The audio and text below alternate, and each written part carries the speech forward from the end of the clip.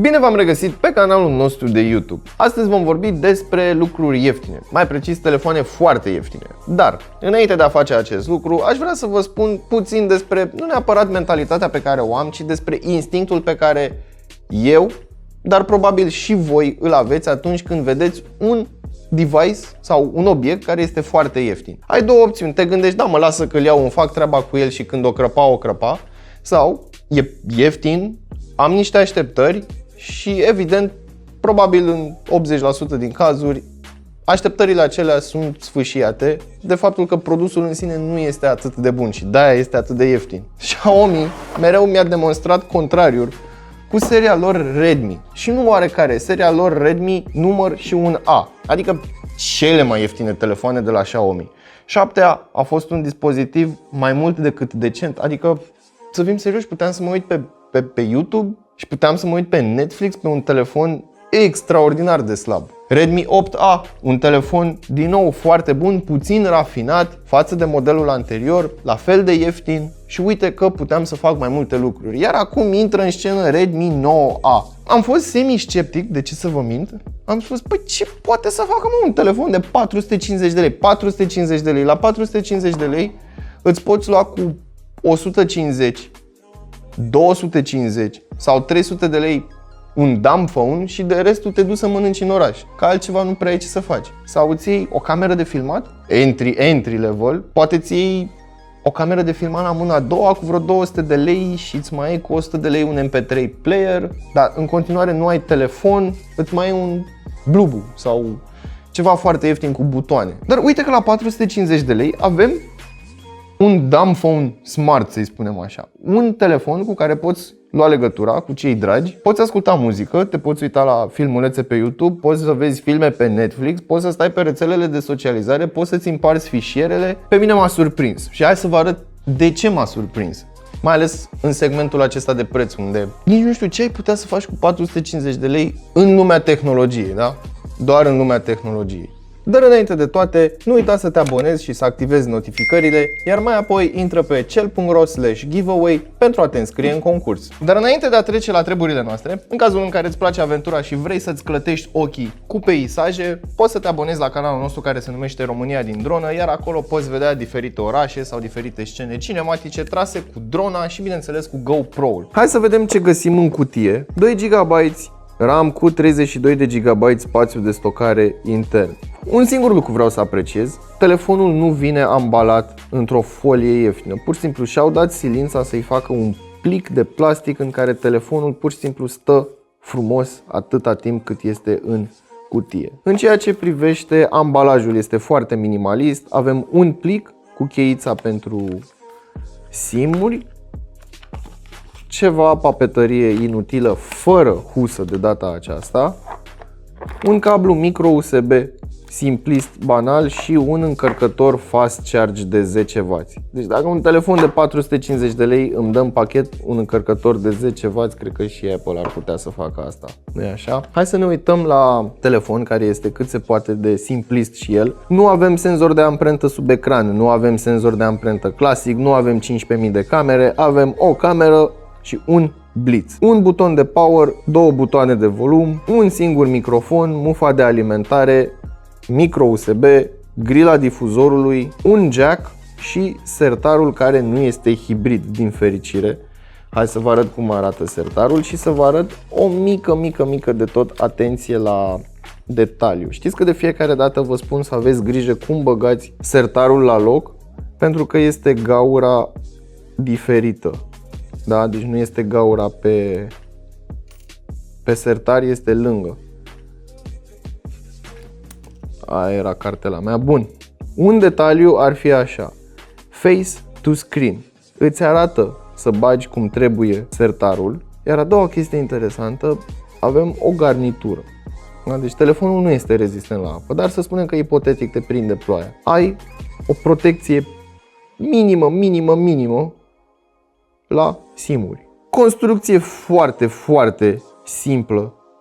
Plastic pe spate, nu avem ramă și un alt element de plastic care să se îmbine, pur și simplu este o continuitate de la rama geamului, de la rama display-ului, unde este un buffer de plastic până pe spate și pe partea cealaltă. Da? Deci pur și simplu avem o cochilie de plastic simplă, pe față avem sticlă, este un magnet de amprente, evident ca orice altă sticlă, și atât, asta este tot ceea ce primești. Avem partea de sus și partea de jos plată ca și element de design, de aceea am spus că pare un dumb phone modern și dacă mă chinui un pic, reușesc să-l fac să stea așa.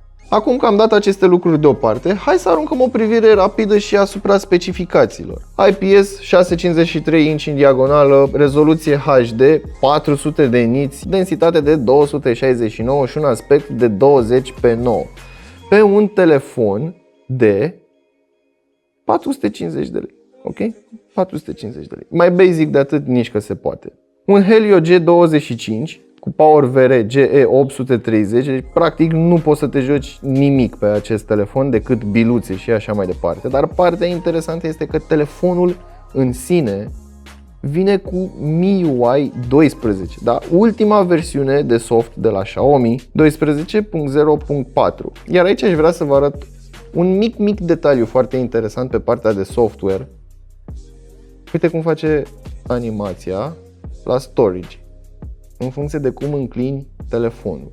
Este un detaliu minor, da? Dar ai acel eye candy atunci când butonezi telefonul. Dar vom vorbi despre software după ce terminăm cu partea hardware. Card microSD, 32 de GB spațiu de stocare intern cu 2 GB RAM, este tot ceea ce primim. O singură cameră de 13 megapixeli, o cameră de 5 megapixeli pentru selfie, jack, loudspeaker, pentru că nu se poate să nu avem aceste lucruri. BGN, deci nu avem Wi-Fi 5 GHz, nici dual band, în schimb avem Bluetooth 5.0.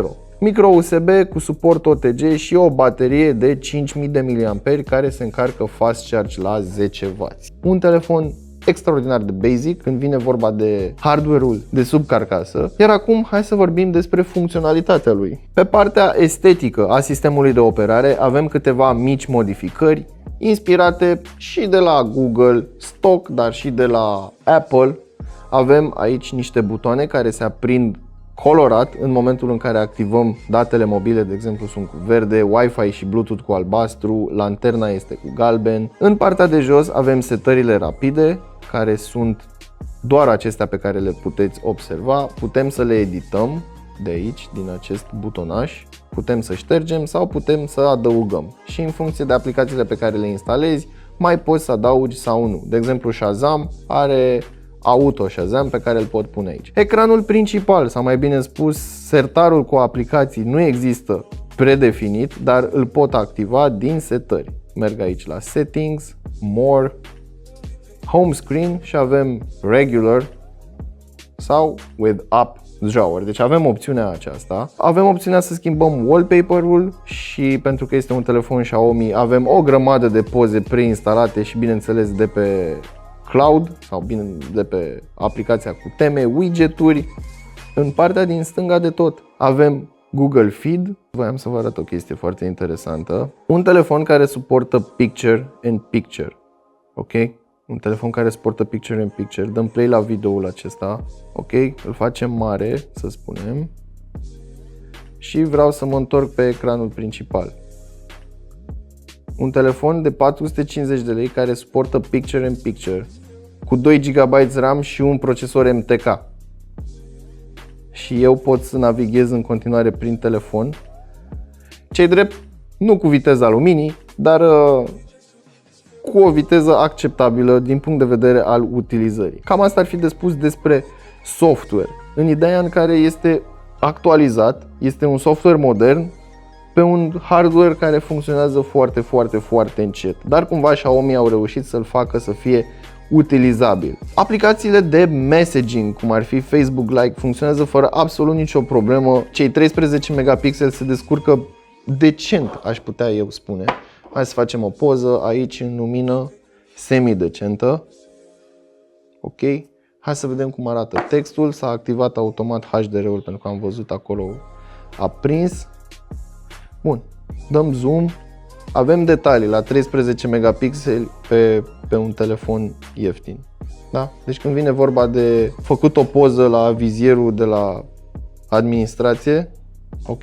Să vezi cât ai la întreținere, mi se pare mai mult decât perfect. Să faci o poză la un document și să o transformi în PDF, mai mult decât perfect. E bine, uite că ne apropiem și de finalul acestui videoclip, iar părerile mele despre acest telefon sunt foarte bune. De ce? Pentru că nu am ce să comentez în segmentul acesta de preț. Aparent a trecut vremea în care găseam telefoane sub 500 de lei care erau mai rău decât execrabile. Adică nu puteai să-ți faci treaba cu ele, nu țineau bateria. Build quality-ul era prost rău de tot. Puteai să vezi acolo bavura la plastic sau puteai să vezi faptul că nu se îmbină carcasa cum trebuie. Am trecut de perioada aceea și uite că avem telefoane entry level cu care chiar îți poți face treaba. Iar acest device nu este pentru pasionați. Este pentru persoane care nu își permit nici măcar un telefon mid-range. Este pentru persoane care poate nu își dau atât de mult interesul pentru tehnologie și pur și simplu vor o chestie la care să vorbească, să citească un mesaj și poate să folosească rețelele de socializare și așa mai departe. Acestea fiind spuse, până data viitoare știți ce aveți de făcut. Nu uitați să verificați descrierea pentru linkuri utile și prețuri actualizate și dați-vă cu părerea despre Redmi 9A în secțiunea de comentarii de mai jos. Ați folosi acest telefon ca telefon secundar, ca telefon de scandal, de ce nu chiar și ca telefon principal, dar trebuie să ai o răbdare de fier, să fim serioși.